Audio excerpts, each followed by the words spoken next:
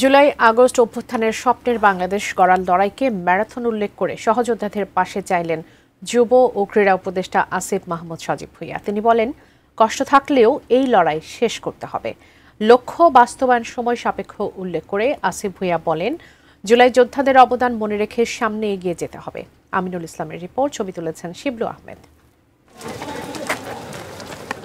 বিজয়ের ঠিক একদিন আগে কাউরান বাজারে গুলিবিদ্ধ হয়ে আহত হয়েছিলেন একটি বেসরকারি প্রতিষ্ঠানে চাকুরি করা জাবেদ রহমান।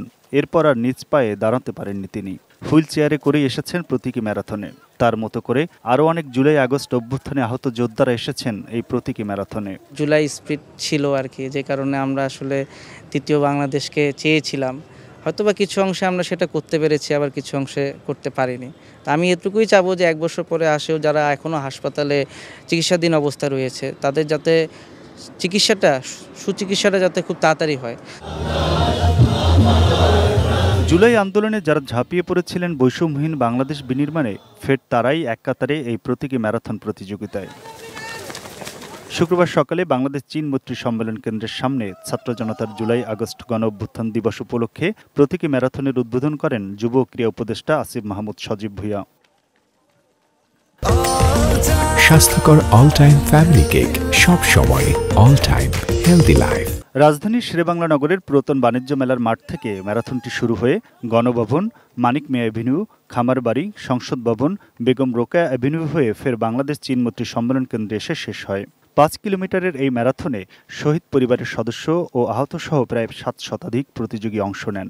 আমরা তো আহত হওয়ার পরে ভাবছিলাম আমাদের লাইফ শেষ, আমরা আর হয়তো ঘুরে দাঁড়াতে পারবো না, হাঁটতেই পারবো না। সেখানে আজকে একটু হলেও দৌড়াতে পারছি। আসলে ভালো লাগতেছে এই ম্যারাথনে অংশগ্রহণ করতে পেরে। আর আমরা চাই যে দেশের প্রতিটা মানুষ জুলাইকে ধারণ করুক। আমরাই আজকে ম্যারাথন অংশগ্রহণ করে শহীদ যারা আছে তাদেরকে শ্রদ্ধা এবং স্মরণ করছি, আহতদের সুস্থতা কামনা করছি। অংশগ্রহণকারীরা বলছেন, জুলাই যোদ্ধাদের নিয়েই এমন করে এক কাতারে এগোতে হবে নতুন বাংলাদেশকে।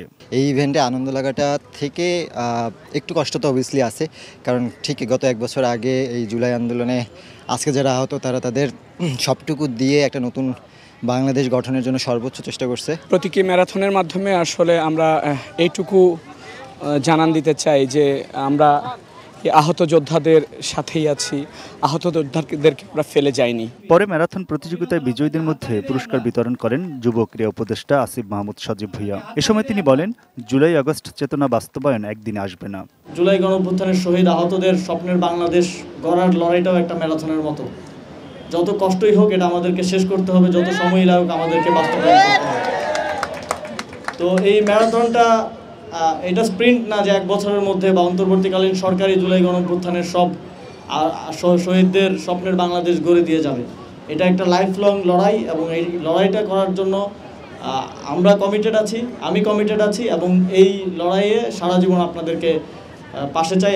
যুব ক্রীড়া মন্ত্রণালয় এবং জুলাই শহীদ স্মৃতি ফাউন্ডেশনের যৌথ আয়োজনে জুলাই পুনর্জাগরণ অনুষ্ঠানমালার অংশ হিসেবে দেশের সব জেলায় অনুষ্ঠিত হয় এই প্রতীকী marathon. Aminul Islam, ATN news, Dhaka.